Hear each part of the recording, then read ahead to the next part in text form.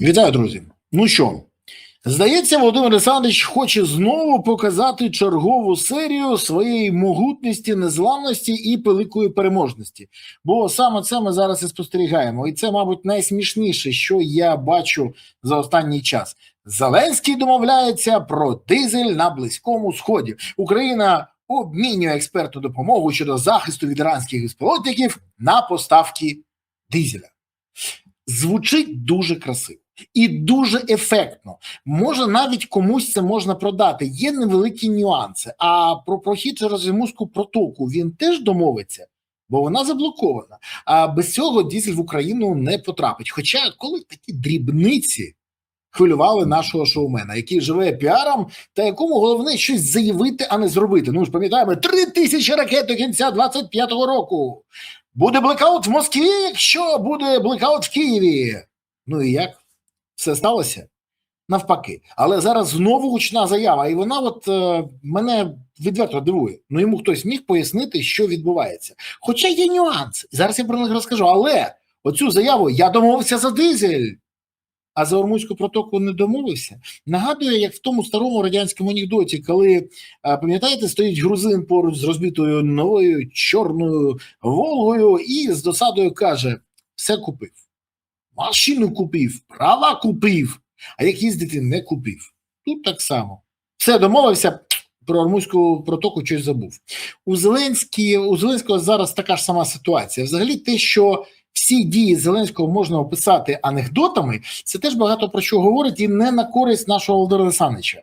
Хоча я знаю, на що він сподівається. Вже вкинули припущення, що якщо Ормузька протока і перекрита, то є альтернативний варіант. Ну, у Саудівській Аравії є нафтопровід East-West Pipeline, який доставляє нафту в порт Янбу на Червоному морі. Так от, цей нафтопровід протяжністю 1200 кілометрів раніше качав менше 1 мільйона барелів, але зараз його використовують набагато активніше. І кажуть, що там може 6,7 мільйонів барелів на добу проганяти. У Янбу є НПЗ, і це теж відомо. Тобто можна трубою пригнати нафту в Янбу, переробити її там, відвантажити дизель в Україну, але є декілька нюансів. Ну, таких дрібнесеньких.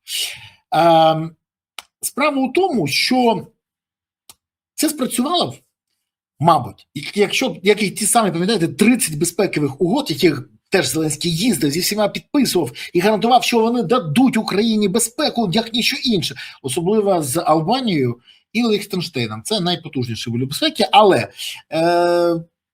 Саудівська Аравія поки не може виконати свої зобов'язання по поставці нафти по всіх тих контрактах, які в неї є. Це не перебільшення. І вона б готова навіть другий же нафтопровід протягнути, щоб закрити ці питання. А для України виконає, попри все. І скаже: вибачте, але нам потрібен цей досвід. Ну так, вірю, але не дуже. Бо знову кажу, гучна заява без гучних дій не працює. Ні, якщо виконає — супер. Але хотілося б, щоб сталося не так, як вже було з тими ж самими безпековими угодами, з тими ж самими 3000 ракет, з тим же блекаутом і з багатьма іншими обіцянками Зеленського від плану незламності до плану перемоги. Ну, ми ж всі пам'ятаємо, що гучні заяви він любить. А от виконувати — тож будемо спостерігати. А поки що президент всі проблеми схоже порішав. Всіх ворогів здолав, перемогу Україні забезпечив у найближчій перспективі, вирішив всі внутрішні справи від боротьби з корупцією серед своїх друзів до питань мобілізації, СЗЧ, проблем. Ну, всі проблеми вирішив. Тож може покататися і по країнам Перської затоки. Тим більше, що в нього є для цього аргумент. Він як заявив: Україна дає точну експертизу країнам для захисту інфраструктури і людей. У свою чергу, у мене є питання, що стосується дефіциту дизелю. Розумію завдання для безпеки України, вважаю, що це питання я вирішую. Вважає. Це добре. Так само, як блекаут в Москві. Ну, щоб розуміти просто те запитання. Бо я дивлюсь, як він катається зараз. Вчора побував в Об'єднаних Арабських Еміратах, зустрівся з президентом Мохаммедом бін Заїдом. Напередодні 27 березня відвідав Саудівську Аравію. Цікаво, дуже цікаво. Але ще цікаво, А Оман, він тепер теж відвідує? До речі, чи в нього ж зараз алергія, чи його там Патрушев зараз не чекає, тому нема сенсу літати, як у 2020 році. Запитання є, відповіді, схоже, не отримаємо. Хоча, давайте дивитися, от все ж гучно зроблено. Вже й мільярд дерев посадив, вони колесяться. І 4 тисячі баксів вчителям на місяць видав. І ракети ті штампують, і все інше. А головне, що Вовина 1000 так покращила життя українцям, що навіть нічого не загрожує, окрім секвестру бюджету і те, що грошей нема в бюджеті. Ну, якби доцарювався, але вирішує всі проблеми. Вирішує. І це все було безперечно чудово, якщо б не один нюанс. Я покажу на прикладі. Міністерство культури отримала від Зеленського пропозицію створити 1000 годин українського контенту та виділити на це 4 мільярди гривень. На серіали, програми, на все інше. Добра ідея, до речі. Пропаганда повинна працювати в країні. Якщо б це не дерибанили друзі Алібаби і Зеленського, як ми вже бачили неодноразово. Якщо б там не було прізвищ, наприклад, Колюбаєва, або ще когось, хто дуже близький до всіх цих тем. Так от, заява, ще раз кажу, про 4 мільярда гривень, які виділяють на 1000 годин українського контенту. І це теж варто підтримати, якщо б не одне але.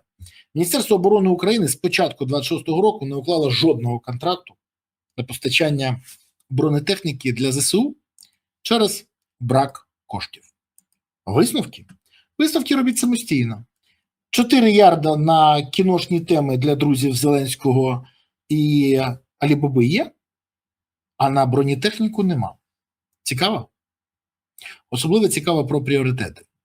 І тоді зрозуміло стає, чому Зеленський кудись літає, коли в країні така купа проблем, їх треба вирішувати. І тоді з'являється розуміння, чому в країні купа проблем, а Зеленський їх не вирішує, бо він кудись полетів. А ще висновок кожен зробить сам. І поки ми спостерігаємо чергову серію того, як Зеленський героїчно рятує Україну, але щось врятувати не може і ситуація погіршується, треба визнати головне. Гра шоумена в президенти трохи затягнулася.